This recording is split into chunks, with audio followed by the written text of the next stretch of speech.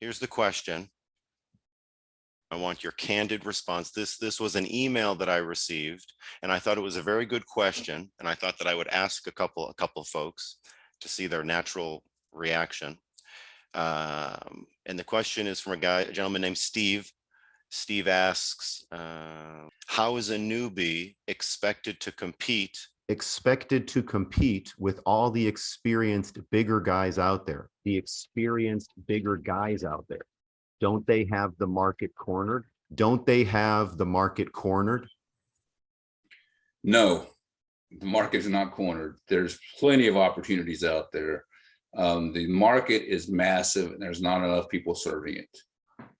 I can tell you that right now. I mean, how do you compete with people who've been in the business longer than you? I mean, it's simple. It's just, I call it education.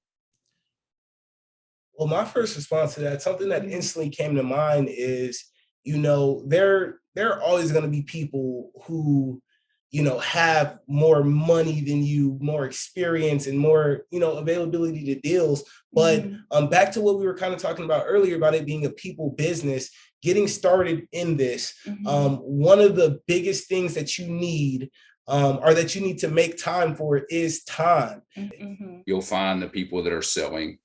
It just takes work, and nobody got to be a seasoned investor by watching TV. But you just have to believe in yourself. You have to believe on what you can achieve and what you cannot achieve.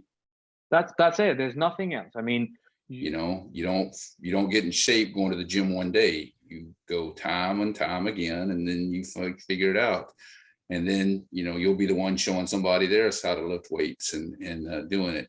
To me, don't use that. There's nobody has it cornered. Another way of answering that question would be your own attitude too is also that, right? So if you're a person that is always looking into a glass that is like half empty, it's gonna be hard to get there, right? And how you treat people. Yep. All you need is one. All you need is one deal.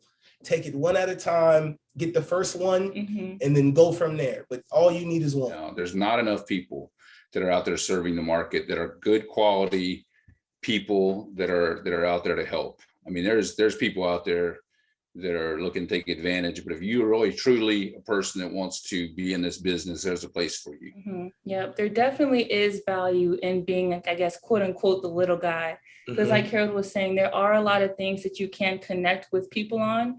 And from what we've learned in this business, people want to connect with people, and they're more likely to make a deal happen with you just because they like who you are as a person.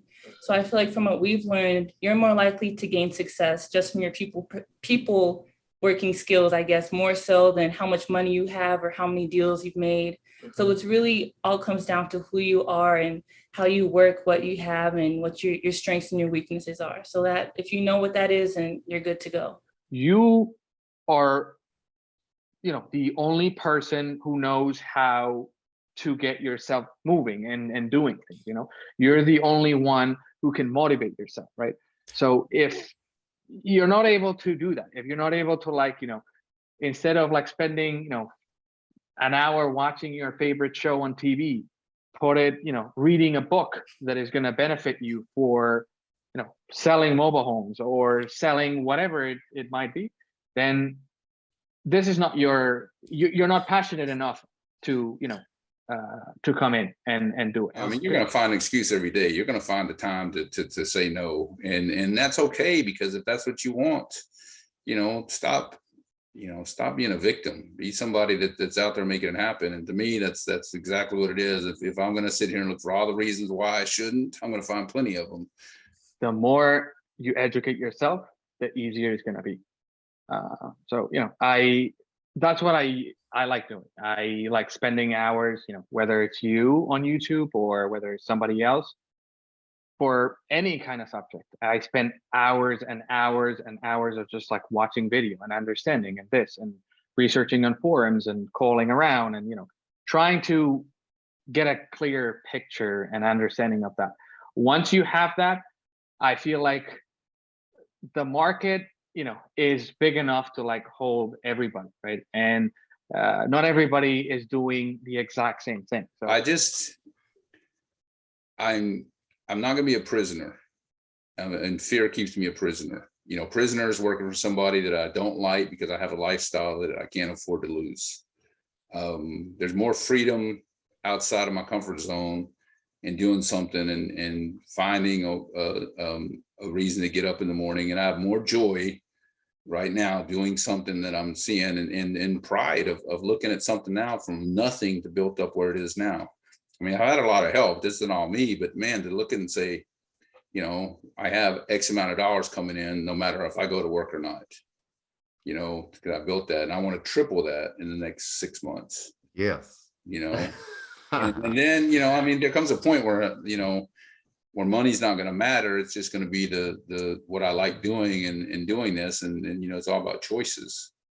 You know, I don't have somebody dictating my choices. And that's what I told my boys. I got 2 sons and, you know, it's always like, don't be a prisoner, you know, don't get a certain lifestyle that you can't afford to leave a job that you hate. And to me, that's where I see someone, I left that company and so many people were that I know are still there and they're there, they hate it and they don't like it, but they're stuck. And to me, that's no way to live my life.